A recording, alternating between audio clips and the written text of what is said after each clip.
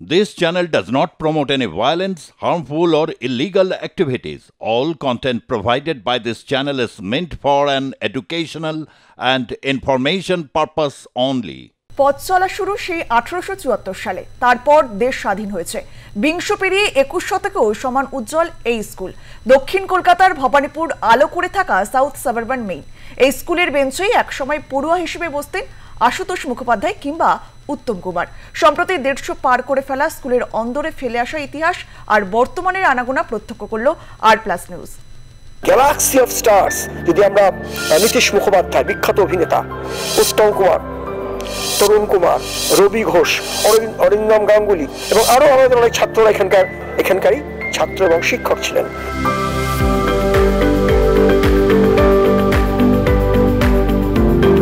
বাংলা কথাতেই আছে, স্কুল জীবন থেকেই তৈরি হয় ভবিষ্যতের কারিগর। আর বিদ্যালয় হচ্ছে একেবারে প্রাথমিক জায়গা ছাত্র জীবনের। আর আজকে আপনাদের এমন এক স্কুলের কথা বলবো যে স্কুলের রয়েছে 150 বছরের দীর্ঘ ইতিহাস। তবে শুধু ইতিহাস নয়, সেই ইতিহাসকে গৌরবান্বিত করেছেন পর্যায়ক্রমিকভাবে বিভিন্ন ছাত্ররা। কারণ ছাত্ররাই তো গর্বিত করতে পারে তার প্রিয় বিদ্যালয়কে। কার কথা বলবো বলুন তো? স্যার আশুতোষ মুখোপাধ্যায় কিংবা মহানায়ক উত্তম কুমার, রবি ঘোষ। তালিকাটা এখানে শেষ নয়, অনেক লম্বা। আমরা রয়েছি সাউথ সাবারবান স্কুলে। আর আজকের এই সুন্দর মুহূর্তে এই স্কুলের ইতিহাসটা একবার ঘেঁটে দেখব। আর কেনই বা আপনাদের এত দর্শকের কাছে এই স্কুলটা সম্পর্কে বলতে চলেছি, প্রতিবেদনটা এগোলেই আপনারা সেটা উপলব্ধি করতে পারবেন। চলুন যাওয়া যাক।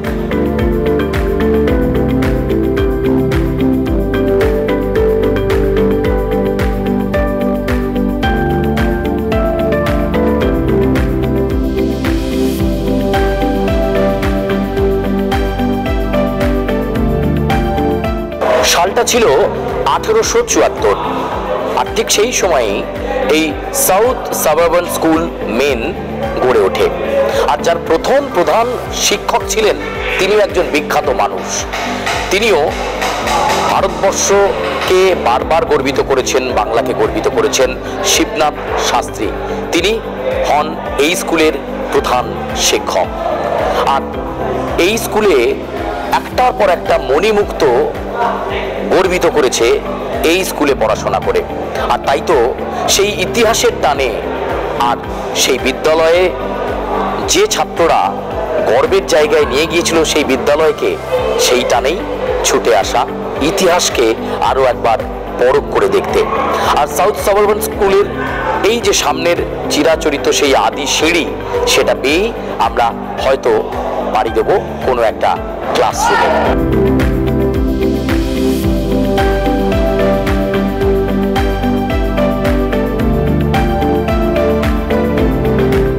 সাউথ সাবারবান স্কুলের মেন, আর তাতেই আমরা রয়েছি।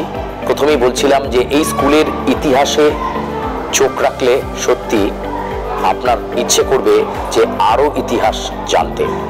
আমরা রয়েছি এই স্কুলেরই ক্লাসরুমে। এরকম প্রচুর ক্লাসরুম এখানে রয়েছে এবং ইটালিয়ান গ্রোথিক স্টাইলে তৈরি এই স্কুল তার পুরনো আঙ্গিককে যেমন বজায় রেখেছে, একই সঙ্গে অভিনবত্ব এসেছে তার সাথে সাথে। হয়তো এরকমই একটি ক্লাসরুমে পড়াশোনা করতেন স্যার আশুতোষ মুখোপাধ্যায় কিংবা রমেশ মজুমদার কিংবা মহানায়ক উত্তম কুমার বা রবি ঘোষ বা মনোজ মিত্র বা একাধিক কৃতি ছাত্র, যারা এগিয়ে নিয়ে গিয়েছেন এই স্কুলকে গৌরবের জায়গায়, গৌরবান্বিত করবার জায়গায়। আর এটাই এই স্কুলের কাছে একটা গর্বের জায়গা। সত্যি ছাত্ররাই তো গর্বিত করে স্কুলকে। আর ঠিক সেরকমই একটি ক্লাসরুমে আমরা রয়েছি, যেখানে রয়েছে ছাত্ররাও। আর সরস্বতী পুজো মানেই তো তারা বাণীর বন্দনায় মাতোয়ারা হন এবং একটা অন্যরকম অ্যাম্বিয়েন্স তৈরি হয়। 150 বছর সবেমাত্র অতিক্রম করেছে এই স্কুল। কিছুদিন আগেই সেই উৎসব তারা উদযাপন করেছে, এই ইতিহাস তারা উদযাপন করেছে। আজ সেই ইতিহাসকে কিন্তু ভুলে যায়নি এখানকার প্রাক্তনীরাও। তারাও রিকল করছেন তাদের স্কুলকে এক গৌরবের জায়গায় নিয়ে গেছিলেন যারা। এমনকি সেই সময় 1874 সালের পরবর্তী পর্যায়ে বহু স্পোর্টস পার্সোনালিটি, বহু ক্রীড়া ব্যক্তিত্ব এই স্কুলেই কিন্তু তাদের ছাত্র জীবন কাটিয়েছেন। ফলে সত্যি ইতিহাস তো ছত্রে ছত্রে রয়েছে।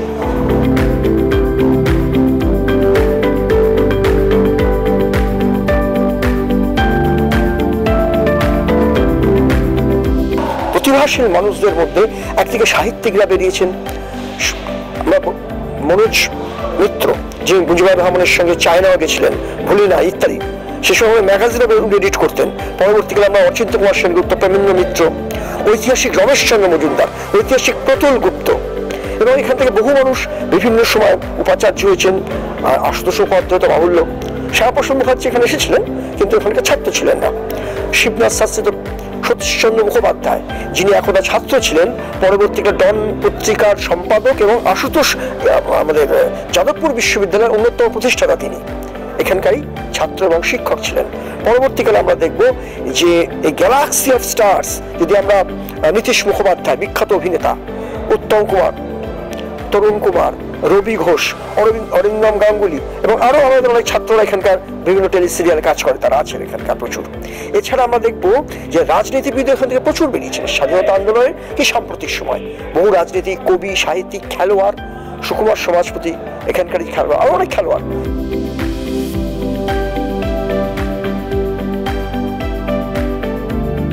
শুনলে অবাক হবেন, তৎকালীন মাত্র 40,000 টাকায় তৈরি হয়েছিল এই সাউথ সাবারবান স্কুল মেন।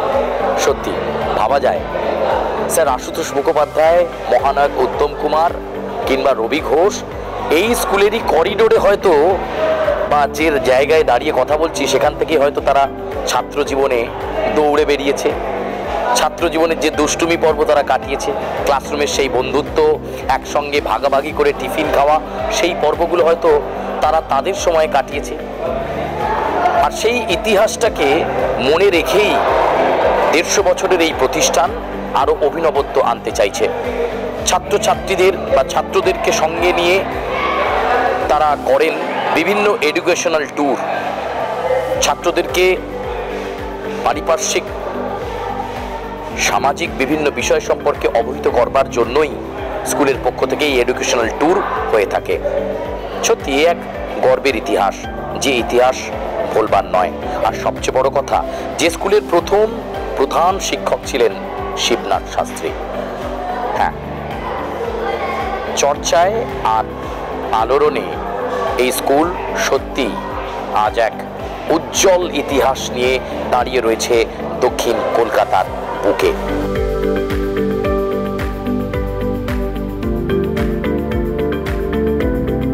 একদিকে যেমন বিদ্যালয়কে গর্বিত করে ছাত্ররা, আবার এমন অনেক প্রধান শিক্ষক এখানে থেকে গেছেন যারা এই পদ অলঙ্কৃত করে স্কুলটাকে অন্য মাত্রায় নিয়ে গেছেন। শিবনাথ শাস্ত্রী প্রথম প্রধান শিক্ষক ছিলেন।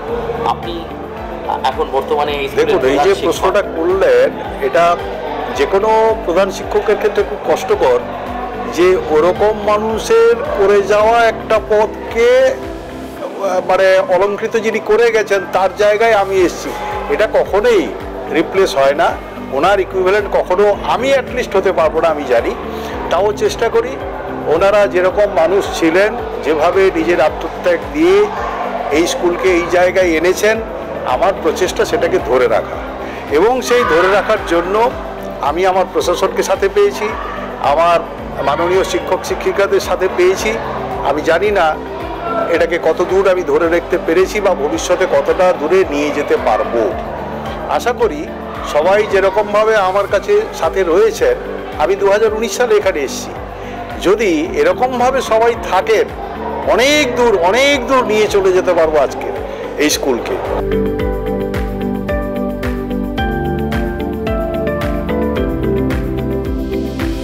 সালটা ছিল 1902।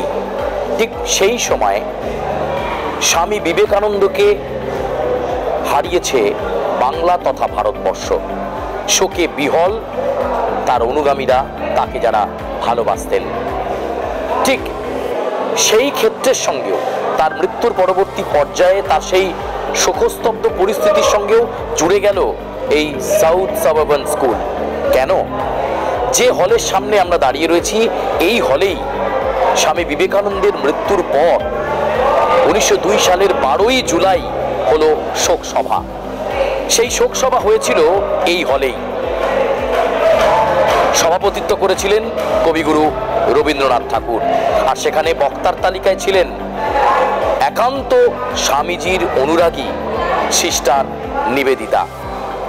তাদের উপস্থিতিতে এই স্কুলেই হলো বলা ভালো কলকাতার বুকে প্রথম স্বামীজিকে নিয়ে শোক সভা। আমাদের এই বিদ্যালয়ে যেটা দেখার বিষয়, সবচেয়ে ঐতিহ্যের আমরা ভাবলেও খুব গর্ব অনুভব করি, স্বামী বিবেকানন্দ বেলুড় মঠে দেহ রাখলেন 1902 সালের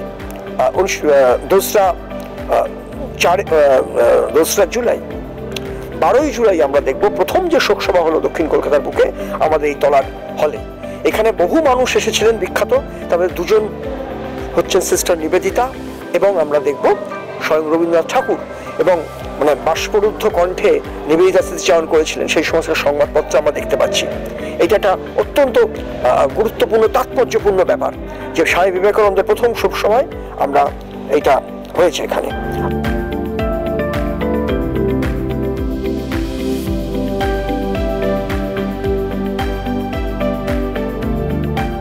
ইতিহাস, ঐতিহ্য আর সংস্কৃতিকে মেনে সাউথ সাবারবান স্কুল মেন ছাত্রদের কথা মাথায় রেখে ক্লাসরুমগুলোকেও একেবারে পড়াশোনার উপযোগী বা পাঠ্যক্রমের উপযোগী করে তুলেছে। বিভিন্ন বিষয়কে সামনে রেখে ক্লাসরুমের যে ওয়াল বা দেওয়াল সেগুলোকে অঙ্কন চিত্রের মাধ্যমে ফুটিয়ে তোলা হয়েছে। ঠিক যেমন আমরা যে ক্লাস ঘরে রয়েছি সেখানে ভূগোল বিষয়কে সামনে রেখে একেবারে ভৌগোলিকভাবে বিভিন্ন বিষয়কে অঙ্কনের মাধ্যমে বোঝানো হয়েছে। আবার কোনো ক্লাসে রয়েছে ইতিহাস, কোনো ক্লাসকে সাজানো হয়েছে বিজ্ঞান বিষয়কে সামনে রেখে।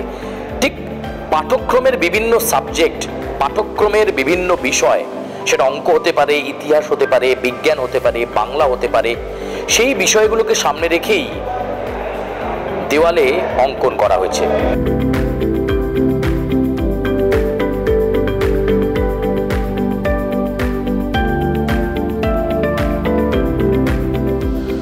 স্কুলের ইতিহাস খুঁজতে খুঁজতে, স্কুলের বিভিন্ন প্রান্ত ঘুরতে ঘুরতে আমরা এবার এসে পৌঁছেছি স্কুলের গ্রন্থাগারে, লাইব্রেরিতে।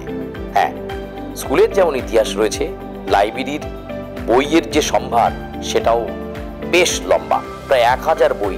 আমরা ঠিক যে র্যাকের সামনে এই মুহূর্তে দাঁড়িয়ে রয়েছি, রবীন্দ্র রচনাবলীতে ভর্তি। এছাড়াও বাংলার প্রথিতযশা সাহিত্যিক লেখক, তাদের বই যেমন আমরা দেখতে পাচ্ছি পাঁচাই গল্প শীর্ষেন্দু মুখোপাধ্যায় বা সুবোধচন্দ্র সেনগুপ্ত, এছাড়াও বিভিন্ন লেখকদের লেখা এখানে রয়েছে। সাধন কুমার ভট্টাচার্য, নাটক লেখার মূল সূত্র সাধন কুমার ভট্টাচার্য, মিহির সেন, দর্শন চৌধুরী, একাধিক প্রথিতযশা লেখক লেখিকাদের লেখা এখানে রয়েছে। ছাত্রদেরকে তাদের লেখা পড়তে দেওয়া হয়, তারা যাতে জানতে পারে বাংলা সাহিত্য সম্পর্কে, তাদের আরও যে নলেজ সেটা আরও যাতে বিস্তার পায়, তার জন্যই কিন্তু একটা সুন্দর লাইব্রেরি রয়েছে এই সাউথ সাবারবান স্কুলের মেনে।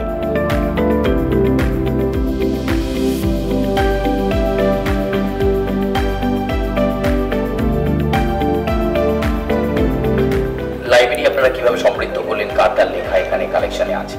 শতাব্দী সুপ্রাচীন কাগজপত্র এখানে প্রচুর পরিমাণে রয়েছে, আরেকটি ঘরেও রয়েছে, এবং সেখানে আমরা দেখব সেই ক্যালকাটা গেজেট, যেটা খুবই দুর্লভ।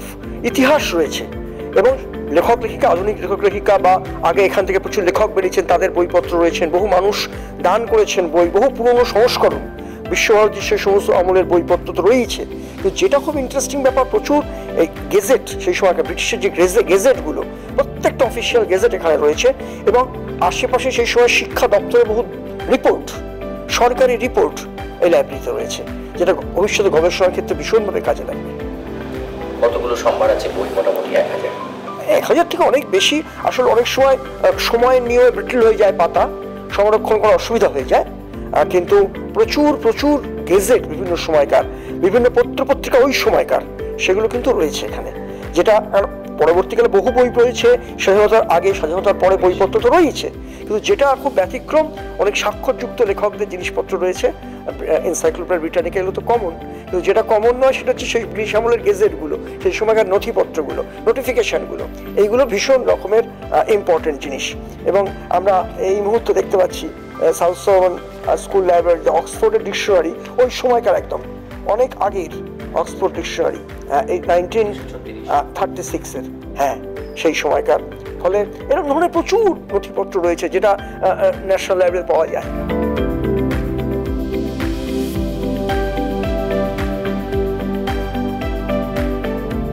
শিক্ষা আনে চেতনা, শিক্ষা আনে আরো অনেক কিছু। বছরের পর বছর এভাবেই বিদ্যালয়ে তৈরি হয় ছাত্র। বর্তমানে যারা ছাত্র তারাই হলেন আগামীর সমাজের কারিগর। আর এই স্কুল তো সেই রকম ছাত্রদেরকে বারবার তৈরি করেছে, যারা বলা যেতে পারে বাংলা তথা ভারতবর্ষের সোনার খনি। এরকম বহু বিশিষ্ট জন এই স্কুলেই পড়াশোনা করে গিয়েছে।